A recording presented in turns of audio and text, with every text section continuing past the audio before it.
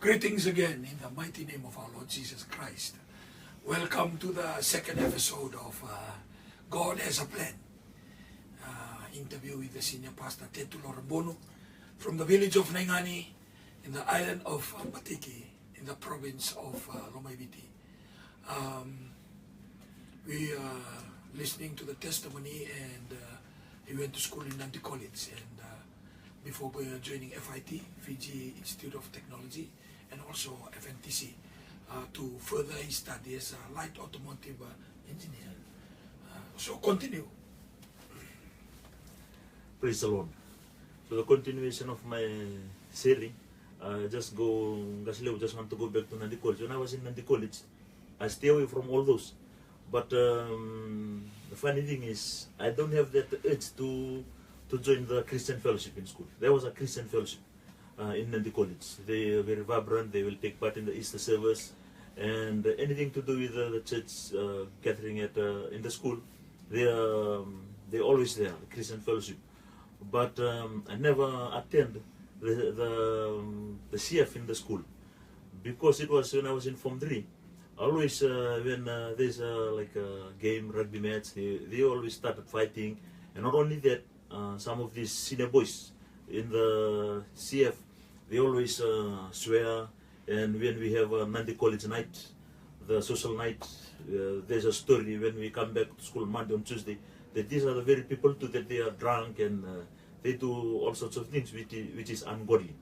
So that doesn't give me any urge or any desire to join them. But even though I can say I was very committed to church environment and church activities, join other denominations, just following them with my sister, But that is something that I want to share to when I was in school, that I just don't have that desire or urge to be with the Christian fellowship. So there is a big lesson, Talgaste.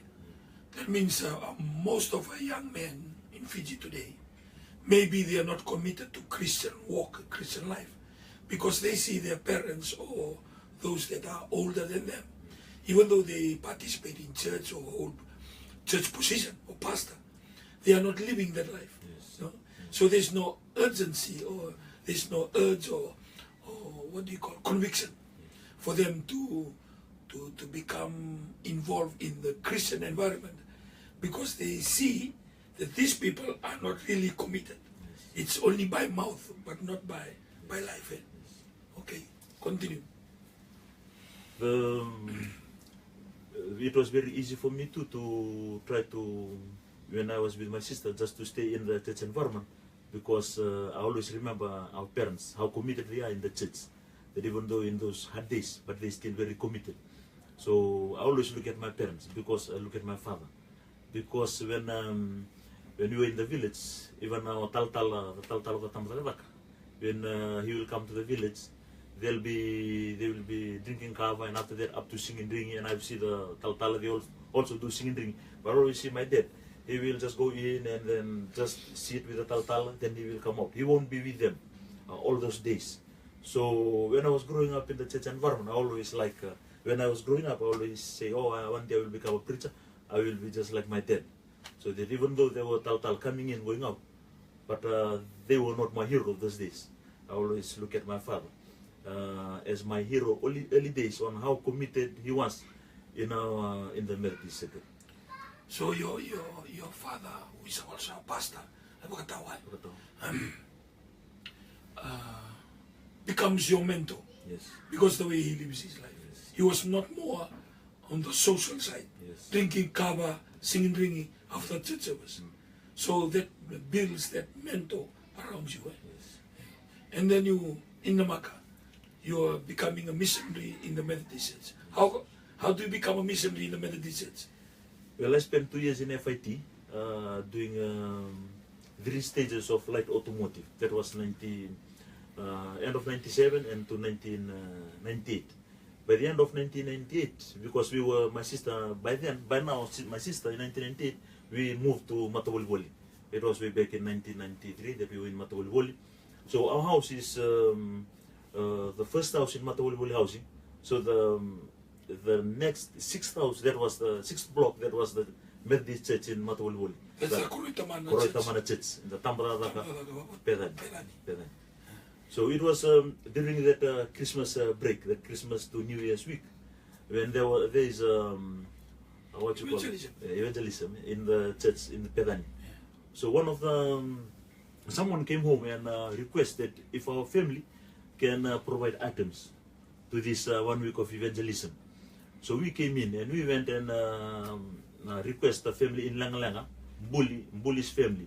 Bully is from Ndaku in Telegu. He's a well-known bass guitarist in Nandi. And he goes to Baptist church too at that time. Yes, at that time. So Bully's children and us at home, we formed and we came with an item every evening. So it was that item when we came in. Taltalaville Donombuna was the speaker, and Taltala Ngase Politiki, Dr. Reverend Politiki Namak. So when we came in that week was we were providing items that 1 week until Sunday.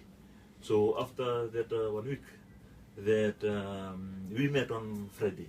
That is when I met you. I always by one of the boys in Matulwul, because we were in Matulwul, he told me that that is the leader of evangelism.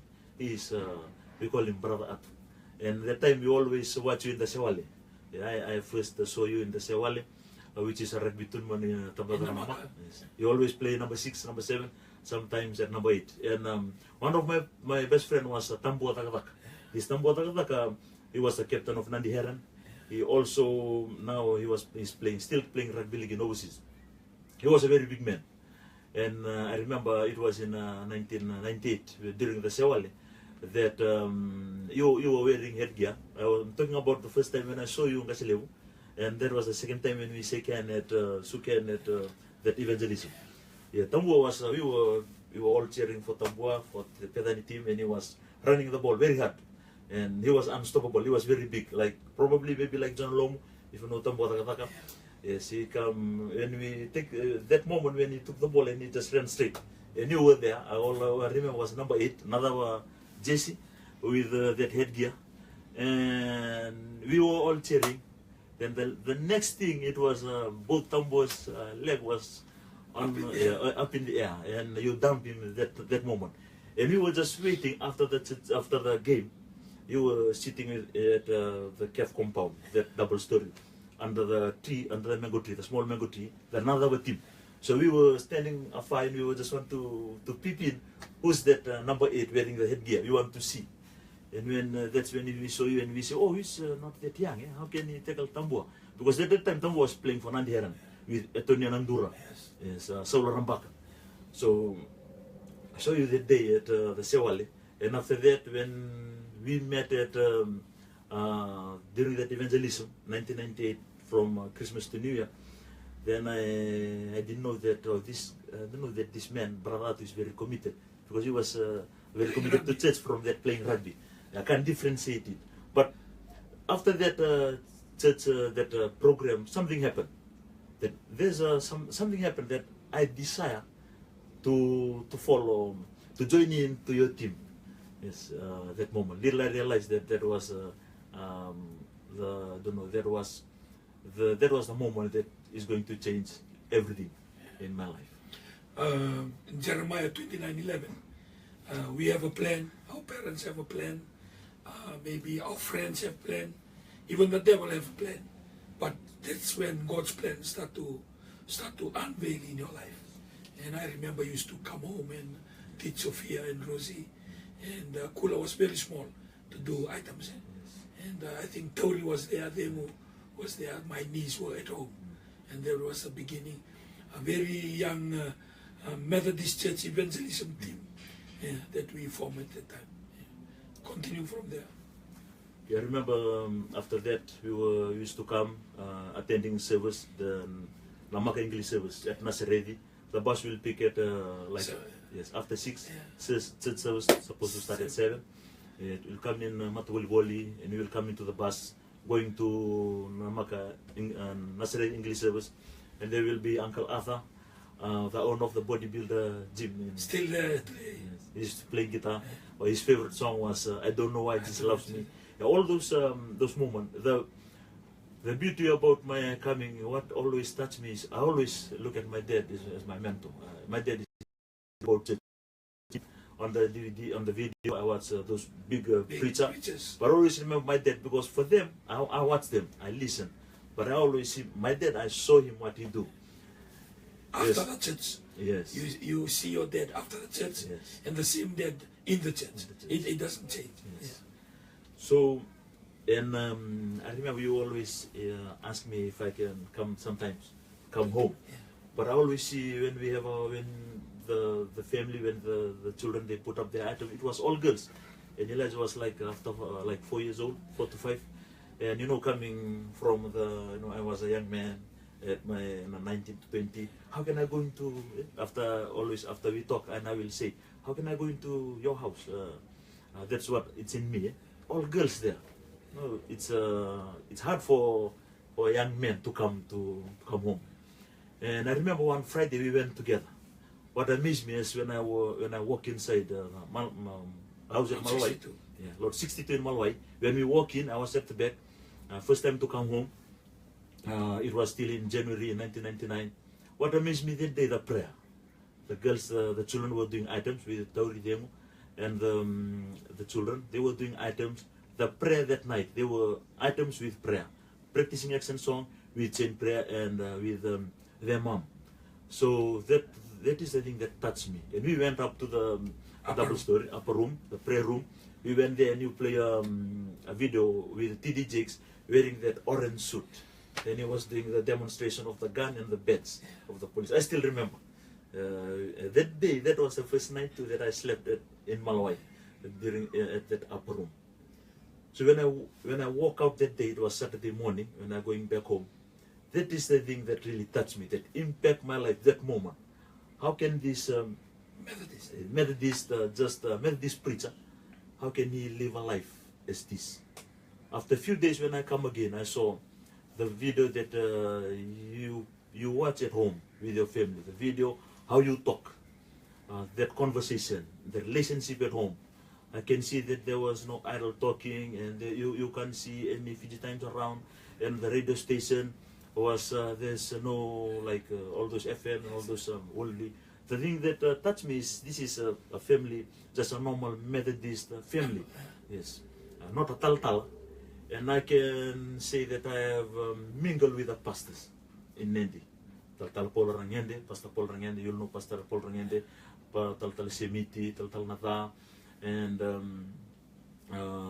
even the musician, Home Mafare, Meeting Your Levu, they'll always come home.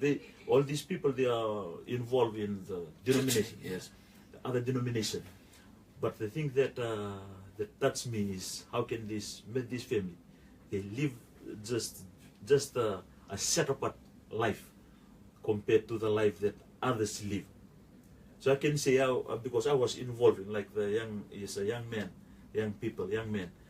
You exposed to other denominations, singing and all this in accent song and doing camping with a lot of group of people. Sometimes even the Salvation Army in Nandi, they will invite us as a family, us at home, to go and represent the Salvation Army in Nandi, because we are like, sometimes we nearly 6, 7 at home, 7 young people, so we will join with them, with this group, big camp in Nandi, in Lotoka.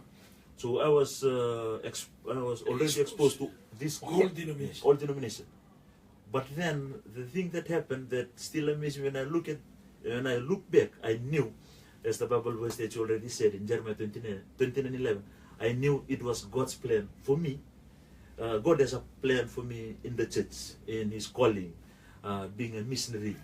Because I was on that mode, you can say I was on top in working with the Lord, or maybe in the excitement, and then I came back to Methodist. Yes, and that Methodist that time, now we are new Methodist, we have all those instruments, but that time just a normal service. It took me back, and I was, I didn't have that double-minded, just to follow you and the group. Yes, because the things that I saw, that okay, my dad is here, then I saw somebody else. I can see that only those couple of weeks, he is better than my dad in his working with a bit better. So, according to your explanation, your mentor of your dad, like there's somebody there that just like your dad or even better than your dad. That's why you start to change the way that you look at things, and you become a missionary in the Methodist Church. Yes. I remember there are some missionaries like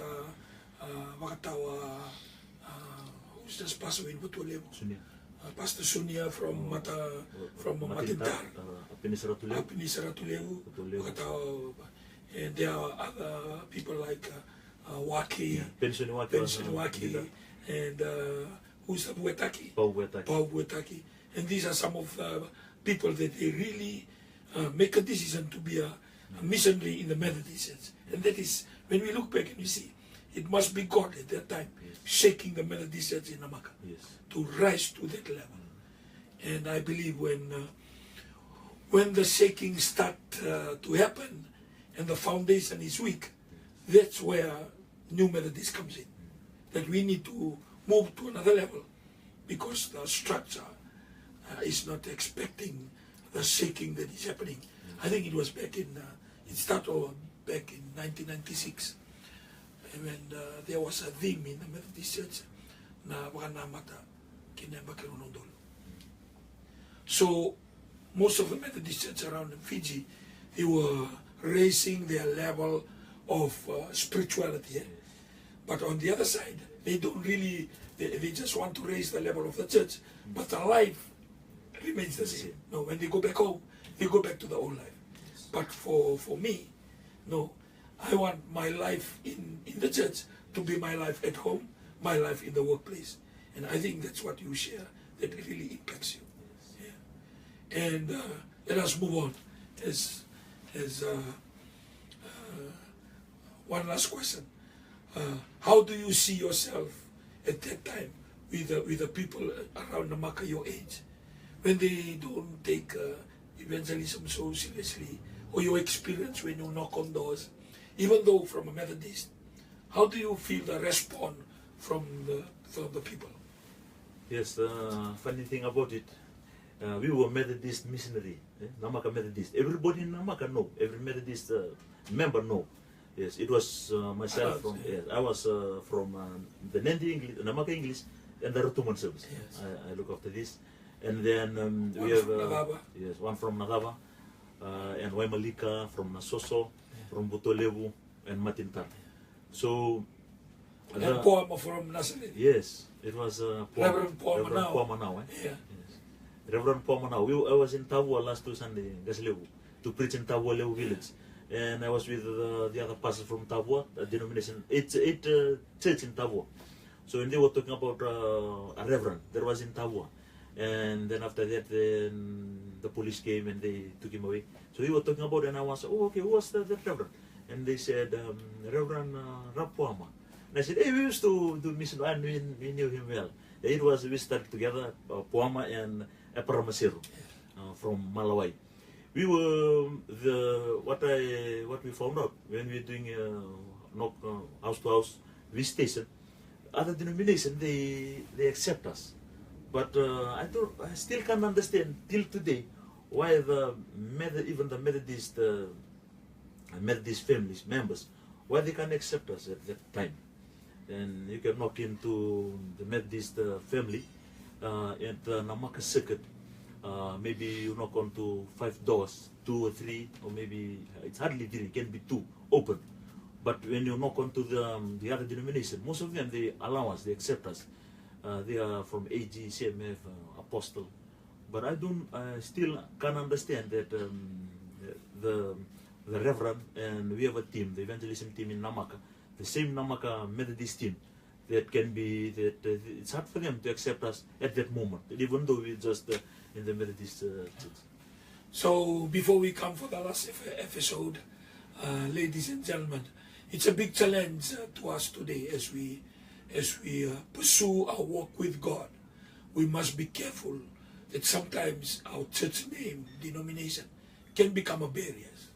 So I just want to challenge us today, when you focus on God and continue to walk in God, doors somehow will open. Regardless of what door is closing in front of you, whatever way seems lost in front of you, I want to tell you, you continue to pursue, because when God is with you, who shall be against you? When God is on your side, who shall be on the other side? So encouraging whatever denomination that you are today, and you want to pursue, you want to uplift, you want to raise your level of walking with God. Continue to trust in God, because with God, nothing is impossible. So see you again to our last episode. God bless you in Jesus' name.